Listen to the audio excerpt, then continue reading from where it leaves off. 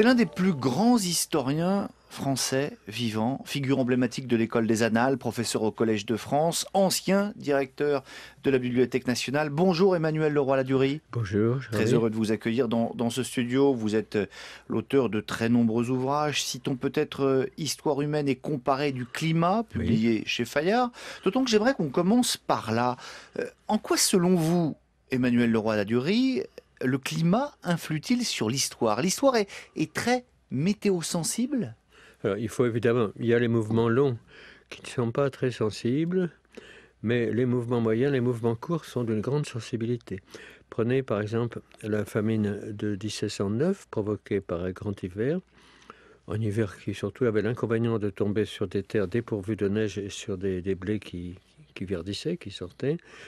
Eh bien, elle laisse derrière elle, 630 000 morts. Et à la fois pour des raisons, un peu des gens qui sont morts de froid, mais c'est pas grand-chose, à cause du grand hiver, mais surtout qui sont morts de faim, et surtout de nombre d'épidémies engendrées, typhus, enfin, fièvres diverses, etc., et dysenterie. On peut citer plusieurs exemples. Les grandes familles du temps de Louis XIV, il y a eu de bons moments sous Louis XIV, mais 1693-94, des pluies excessives qui ont déplu, si je peux dire, aux céréales, et tout de même 1 300 000 morts supplémentaires pour 20 millions de Français, d'hexagonaux, si on peut dire. Donc là, il y a une influence très forte.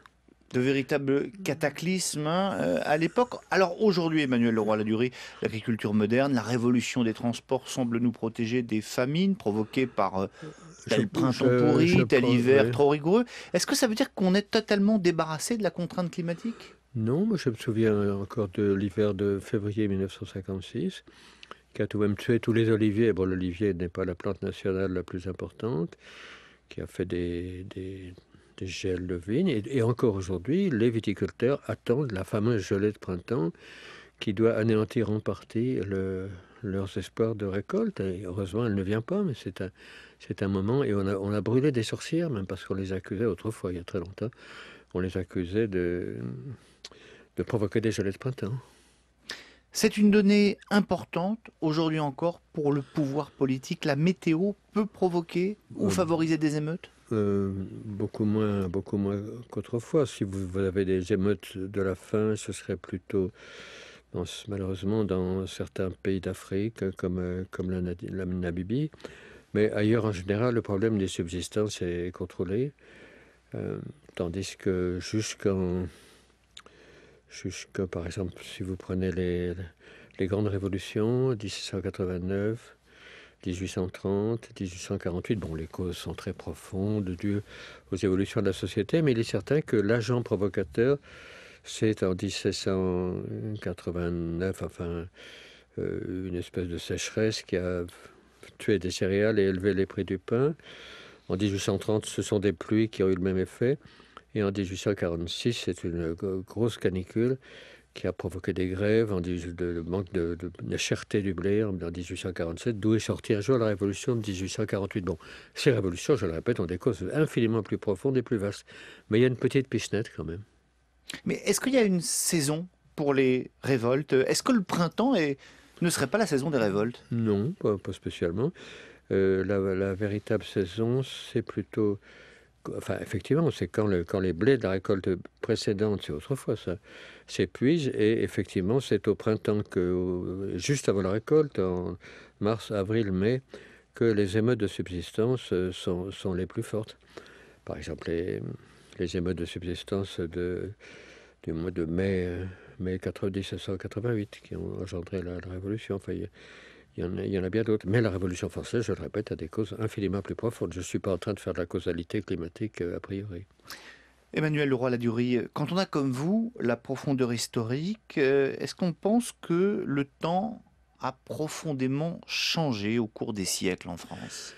Profondément, non. Mais alors, attention, les mouvements, les années terribles, oui, vous avez le grand hiver de 1709, les grandes pluies de 1694 qui ont provoqué des famines, etc. Mais le temps, en général, est une constante, mais avec quand même des épisodes longs, un peu plus frais, c'est ce qu'on appelle le petit âge glaciaire, depuis le 14e jusqu'à vers 1850. Et puis, bien sûr, tout le monde connaît le réchauffement actuel. Et ce réchauffement, il vous inquiète? Ah oui, parce que nous n'avons gagné depuis 1850 que 0,9 degrés dans les moyennes, donc c'est pas très méchant. Mais enfin, les climatologues, devons-nous les croire, mais enfin, on est quand même bien obligé de les prendre au sérieux, parlent de 2 à 4 degrés supplémentaires vers la fin du siècle. Bon, peut-être c'est excessif. Mais enfin, on a des augmentations successives et on se demande un peu où ça nous mène quand même. Mais c'est tellement lent qu'évidemment, il y a des problèmes beaucoup plus urgents. Et en quoi le réchauffement climatique peut ou pourrait influer sur le cours de notre histoire? Bon, pour le moment, c'est pas... Il y a eu quelques grandes sécheresses. Pour le moment, ça n'est pas très important. Mais d'ici une cinquantaine ou une centaine d'années, encore une fois, je reproduis ce qui est dit. Moi, je ne suis pas un scientifique, je suis simplement un historien. On pourrait avoir évidemment des vins excellents, mais des problèmes pour le blé avec l'excès de chaleur. Donc ça peut gêner. Et dans des temps plus lointains, mais c'est ridicule de prévoir sur plusieurs siècles, on ne sait pas trop où ça nous mène, évidemment. Parce que là, il pourrait y avoir un climat beaucoup plus chaud. Mais là il faut être sérieux. On prévoit le temps dans les 8 jours qui viennent. On prévoit le climat, c'est déjà beaucoup dire, dans les 50 ans. Mais après... L'histoire ne nous dit rien sur l'avenir. Si, l'histoire, enfin la science nous dit beaucoup sur l'avenir. Et l'histoire nous dit beaucoup, effectivement, sur ces temps du petit âge glaciaire, entre le 14e et 1850, avec de nombreuses famines, des hivers très rudes. Oui. L'historien Emmanuel Leroy-Ladurie, invité d'un Monde d'idées toute la journée sur France Info. On se retrouve tout à l'heure pour la deuxième partie de cet entretien. Emmanuel Leroy-Ladurie, on parlait tout à l'heure du climat, de l'histoire des climats. J'aimerais vous interroger sur l'identité française maintenant. D'abord, existe-t-elle, doit-on parler d'une identité ou d'une mosaïque d'identités régionales qui constituerait, en fin de compte, une sorte d'identité française? Alors au départ, évidemment, nous avons plusieurs identités, plusieurs langues qui formulent enfin une diversité. D'abord, n'oubliez pas que la France a été latinisée entre le 2e et le 7e siècle de notre ère, et le latin s'est répandu. Un latin assez pur, qui est l'occitan, qui est assez proche du latin de Cicéron, avec des différences, et qui s'étend sur le tiers méridional de la France. Un latin un peu différent, qu'on appelle le franco-provençal, qui est, disons, Rhône-Alpes, et un peu la Suisse romande. Ce sont de véritables groupes linguistiques. Et également, dans la moitié sud, il ne faut pas oublier qu'il y a le basque, qui est une langue peut-être paléolithique, en tout cas néolithique. On ne sait pas bien d'où ça vient, le basque. C'est proche de certains langages caucasiens. Mais enfin, je ne peux pas en dire plus, sous peine de me ridiculiser. Mais c'est vraiment une langue totalement originale, où il est vrai, 80% de mots latins, mais enfin, il y a un fond vraiment indigène qui est extraordinaire, qui est surtout important en Espagne, où les terroristes basques ont fait beaucoup parler d'eux, mais ça semble terminé. Et en France, on a, dans le département, si j'ose dire, des Pyrénées occidentales, enfin, les Pyrénées de l'Ouest, on a tout de même un demi-département qui est basque et qui revendique du reste avoir son propre département.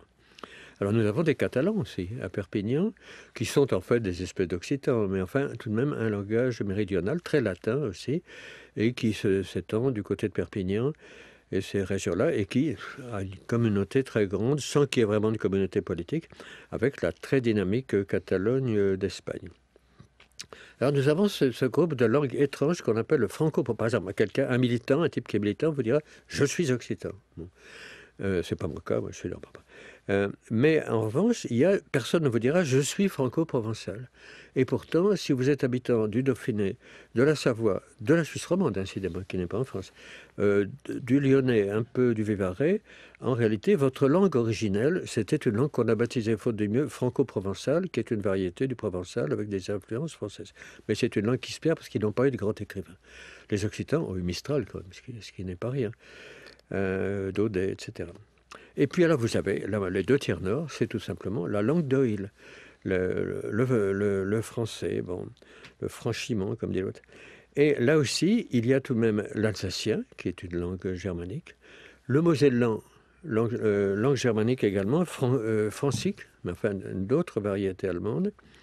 Le flamand, autre langue germanique, dont nous avons un petit morceau autour de Dunkerque mais il y a l'immense Flandre, c'est quand même en Belgique et puis aux Pays-Bas, mais on en a quand même un petit morceau. Et puis vous avez les Bretons, ce qui n'est quand même pas rien. La partie ouest de la Bretagne, qui ne sont pas des indigènes gaulois, qui sont arrivés avec Saint-Colomban sur leur radeau de granit, c'est la légende évidemment, du Pays de Galles et de la Cornouaille anglaise, et qui se sont installés là au 5e siècle. Bon, en fait, ils avaient des barques avec des pierres, vous savez, pour laisser la barque. Eh bien, ils sont toujours là, avec des problèmes quand même de langue, parfois de revendications, moins fortes que celles des Basques quand même. Donc vous voyez, c'est assez varié. Alors, nous avons donc cette mosaïque, mais tout de même, est-ce que les Capétiens, puis le colbertisme, le jacobinisme n'ont pas réussi à forger une identité cohérente, fédératrice? Ce sont les évêques d'abord, c'est-à-dire en répandant les petites écoles, les écoles primaires, dès le XVIe siècle, du XVIe au XVIIIe, les écoles ecclésiastiques, on va dire. Bien avant Jules Ferry. Jules Ferry est très important, je ne dis pas. Mais l'invasion, entre guillemets, de la langue française est commencée très tôt. Et dès le XVIe siècle, dès la fin du XVe, enfin, Gutenberg, bon, dès le XVIe siècle, on ne publie pratiquement plus en France que des livres, soit en latin, évidemment, ou en français. Donc, vous voyez, la conquête de l'imprimerie par le français est très ancienne. La conquête, en revanche, des peuples est beaucoup plus récente. Elle s'est faite progressivement.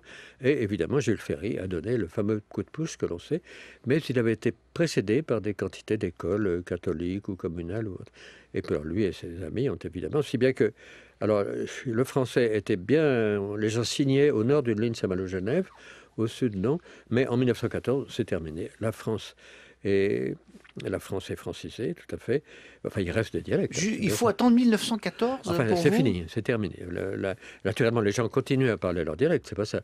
Mais du moins, l'ensemble des Français savent le français. L'ensemble des Allemands savent l'allemand dans les mêmes conditions. Et ils sont prêts à se précipiter les uns sur les autres, ce qui est tout de même pas drôle. Mais pour vous, l'identité française se résume à la langue française? Non, elle est royale au départ. Il y a l'identité à un royaume. Et puis surtout, il y a un patriotisme français, par exemple sous la Révolution, qui est très net, et même avant, qui est dans les guerres, etc., et qui est multilingue, il n'y a aucun doute. Mais avec des ordres, des officiers qui sont donnés en français. Oui. La Révolution française est-elle le fondement véritable de la France moderne, ou n'est-elle qu'un épiphénomène dans une histoire plus globale? Elle est un phénomène. Un sacré phénomène dans une histoire globale, et elle accélère évidemment la francisation de la France. Elle crée la limitation des naissances, alors que les gens avaient beaucoup d'enfants, ils en ont un peu moins avant la Révolution, et les révolutions successives ont continué dans ce genre. On peut dire que la francisation et puis le patriotisme français devient très très visible dans les masses avec la Révolution française, avec la bataille de Valmy, etc., avec Napoléon, et ensuite, mais enfin, la France reste plurielle, et est restée plurielle très longtemps, c'est-à-dire, on peut dire pas entre les deux guerres, mais enfin, c'était un plaquage français superficiel sur des variétés de langues, on disait de patois, ce qui n'est pas très poli, mais de véritables langues différentes. Et puis, il y a l'immigration, Emmanuel Leroy-Ladurie. Depuis des siècles, la France est un pays qui a accueilli de très fortes populations. En quoi ça a influé sur son identité? Eh bien, à mon sens, maintenant, ça devient un problème très important, puisqu'on a des immigrations d'Afrique, du Maghreb, etc. À l'époque, les gens s'assimilaient assez facilement, les Italiens en particulier, les Italiens, les Espagnols également. Et puis alors l'assimilation se faisait à l'intérieur même du pays. Par exemple, les Bretons, on peut le regretter, malheureusement perdu une bonne partie de leur langue celtique, etc. Et ces immigrés, ces gens assimilés, par exemple les méridionaux, ont souvent eu, comme nous autres Français, nous, je ne parle pas pour vous, non, je ne sais pas, nous autres Français de la moitié nord, ont souvent pris une attitude fière, nationale et cocardière par rapport aux nouveaux venus. C'est comme les nobles. Quand un type devenait noble au XVIIIe siècle, il n'avait pas envie que d'autres soient nobles. Il voulait bénéficier des privilèges, de ne pas payer d'impôts, etc. Eh bien, une fois que les gens sont devenus français, ils ont parfois jeté un œil critique sur les nouveaux langages qui arrivaient. Pourquoi l'immigration africaine pose selon vous davantage de problèmes? Oh, écoutez, je ne prétends pas, nous sommes sur un terrain extrêmement délicat, mais c'est vrai qu'il y a d'abord, enfin, du côté maghrébin, une religion qui est différente, donc qu'on doit accepter, qu'on devrait du reste mieux connaître, puisqu'elle a sa complexité. Et puis alors, vous avez maintenant d'autres immigrations. Je pense que certains, par exemple, si l'on prend les Vietnamiens, apparemment, il n'y a pas d'antagonisme évident. Ailleurs, il peut y avoir des antagonismes qu'il faut essayer de résoudre, ça, évidemment. Mais vous comprenez, vous expliquez les doutes identitaires français qu'on connaît aujourd'hui? Ah bien, alors, par ailleurs, si vous voulez, la France était quand même une immense nation qui avait été vaincue aussi avec Napoléon, mais qui tout de même a été vaincue par la Prusse en 1870, a été victorieuse de l'Allemagne, mais à un prix énorme, 1 500 000 morts pour 40 millions d'habitants, qui n'est sortie de la Deuxième Guerre mondiale suivante que parce que nous avons eu les Russes d'un côté, de l'autre côté l'Allemagne, les Américains et d'autres, et les Anglais de l'autre côté. Donc ça a pu créer des doutes quand même sur l'identité nationale. Elle reste forte sans aucun doute, ne serait-ce que, sinon avec la radio, mais du moins avec la télévision tous les soirs, il y a une francisation qui se fait de façon extraordinaire, comme l'accent BBC en Angleterre. Mais enfin, on peut avoir des doutes, effectivement, sur la grandeur, sur la valeur, sur la dignité de la France. Oui. Alors notamment les 4 années d'occupation ont créé des doutes très importants que tout le monde connaît. Emmanuel Leroy-Ladurie, invité d'un monde d'idées toute la journée sur France Info. À tout à l'heure. Dernière partie de cet entretien avec vous, Emmanuel Leroy-Ladurie. Vous êtes historien. Nous commémorons cette année le centenaire du début de la Première Guerre mondiale. À votre avis, à quoi sert ce type de commémoration? Eh bien, nous avons plusieurs commémorations. Nous avons le 14 juillet, la prise de la Bastille, qui est essentiellement un événement intérieur. Nous avons le 11 novembre, qui est la fin d'une guerre très cruelle vis-à-vis de l'Allemagne, et qui donc est généralement accepté à cause des pertes immenses qu'ont faites les familles et qui se reflètent dans les monuments aux morts de dizaines de milliers de villages. Et nous avons le 8 mai, qui est quand même important, même si nous reconnaissons tous que ce n'est pas nous qui avons gagné cette guerre, à la différence du 11 novembre. Donc ceci suffit largement à nous occuper. Oui. On va aussi célébrer en juin prochain le 70e anniversaire du débarquement en Normandie. C'est du même ordre que la commémoration de 1914? Écoutez, c'est du même ordre pour moi, parce que je suis normand. Donc je me revois me réveillant la nuit avec mon frère, la nuit du 6 juin, entendant ce bruit qui s'accroissait sans cesse. Je revois le bombardement de Caen, où j'ai perdu toute une famille dans ces bombes. Je revois j'avais eu un grand exode en 40, j'en ai eu un en 44, un petit exode. Ma grand-mère embarquait dans une voiture pour aller vivre à Paris le reste de ses jours, ou plutôt pour attendre la libération de Paris, qui s'est faite de façon moins difficile qu'en Normandie. Je me revois partant chez mon grand-père, enfin, dans l'Orne. Donc, pour moi, le débarquement, c'est l'élément essentiel. Et j'ai un beau-frère qui a subi un deuil très important lors de la guerre d'Italie. Alors, dans ma famille, on parlait toujours du débarquement. Il en avait un peu assez, on en parlait trop. Il y a votre histoire, Emmanuel Leroy-Ladurie, puis il y a l'histoire plus globale de la France. La commémoration, c'est un phénomène finalement relativement récent dans l'histoire. Je crois que la France, avant, c'était des fêtes religieuses très importantes et qui le restent plus ou moins encore, Pâques, Noël, etc. Il me semble que la prise de la Bastille a été donc a fait l'objet d'une commémoration sous la Troisième République, de façon assez précoce, bien que ce soit un événement assez sanglant et peut-être discutable, mais fort heureusement, ça c'est le 14 juillet 89. Le 14 juillet 1790 a été célébré alors de façon tout à fait pacifique et solennelle, et c'est là que Talleyrand a célébré une messe au Champ de Mars, devant une foule immense, et en disant à ses enfants de cœur, surtout ne me faites pas rire, car ce n'était pas du tout un prêtre dévot, c'était tout le contraire, Talleyrand. Donc là, nous avons une fête qui s'est très bien enracinée et dont on oublie finalement qu'elle a été assez sanglante. Mais je répète, elle a été sauvée par la fête de la Fédération. Mais vous dites que avant il y avait les fêtes religieuses, ça veut dire que quelque part la République a remplacé ces fêtes religieuses par des commémorations historiques? Elle ne les a pas remplacées, mais elle les a, excusez-moi, elle les a complétées par des fêtes laïques, disons. Et en ce qui concerne les fêtes religieuses, elles ont survécu sous la République, puisque les grandes vacances de l'enseignement primaire, laïque, gratuit, obligatoire, sont tout de même les vacances de Pâques et les vacances de Noël. L'été, en revanche, est festif, mais d'une autre façon, sur les plages et ailleurs. Alors il y a les événements que l'on commémore, et puis ceux qu'on oublie. La guerre d'Indochine, par exemple, semble avoir été rayée de notre mémoire collective. Elle est tout à fait rayée, vous avez raison. La guerre d'Algérie est quand même assez présente. La guerre d'Indochine a été importante pour moi puisque nous manifestions contre la guerre d'Indochine. Je me souviens, je ne sais pas si on avait tellement raison. Il y avait de malheureux Français, des officiers et des simples soldats qui se faisaient tuer là-bas. La guerre d'Algérie a été...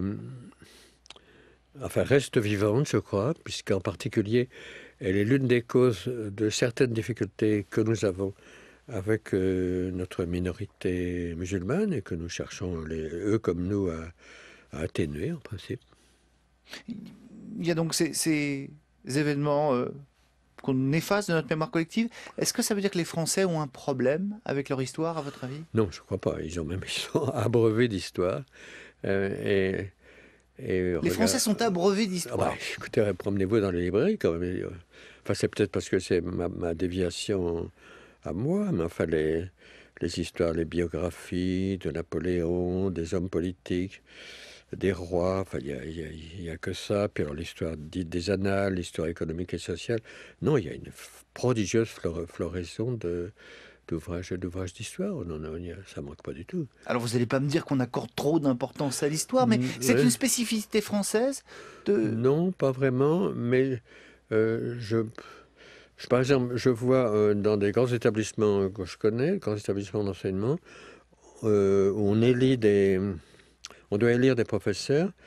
Eh bien, on en a un peu assez d'élire des historiens parce qu'il faut s'occuper de maintenant, et on élit des sociologues. Mais malgré tout, je pense que l'histoire reste une discipline capitale. Oui, on publie beaucoup, ça ne veut pas dire qu'on lit beaucoup, mais on publie beaucoup. Et... Le passé ne nous empêche pas de nous tourner vers l'avenir? Cette histoire n'est pas trop écrasante? Peut-être, dans la mesure où l'histoire qui s'étend devant nous n'est pas essentiellement nationale, elle est excessivement, enfin pas excessivement, elle est énormément influencée par la civilisation américaine que nous avons contribué à créer, mais qui nous écrase. Nous sommes en face de grandes puissances comme la Russie, certes en décadence, mais dont on entend tous les jours parler à propos d'événements qui se passent vis-à-vis d'une de leurs ci-devant provinces. Nous découvrons l'immensité de la Chine. L'Inde elle-même est présente, les États-Unis, si bien que notre hexagone, qui faisait figure de géant, qui était déjà constitué à peu près au temps de Louis XIV, est maintenant un peu marginalisé. Mais enfin, il tient encore, je crois. La France n'est pas en train de sortir de l'histoire? Non, enfin, on ne peut pas dire qu'elle y rentre avec armes et bagages, puisqu'en particulier, nous avons été marqués par la défaite de 1940 et par le fait que nous avons été sauvés par d'autres pays. Et ça, on a du mal à s'en remettre? Si, on s'en remet très bien, puisqu'on est très influencés par la civilisation américaine, que finalement, à l'heure où la Russie se réveille de façon un peu inquiétante, on est bien content d'avoir les Américains. S'il n'y avait que les petits pays européens face à la Russie, nous serions peut-être un peu embarrassés. Là, au moins, nous avons un ami que nous devons et que nous cultivons. J'ai même l'impression qu'avec le gouvernement socialiste actuel, les choses ne changent pas tellement. Merci. Emmanuel Leroy-Ladurie, merci d'avoir accepté notre invitation. Et puis, bien évidemment, on retrouve l'intégralité de cette interview sur le site de France Info, franceinfo.fr.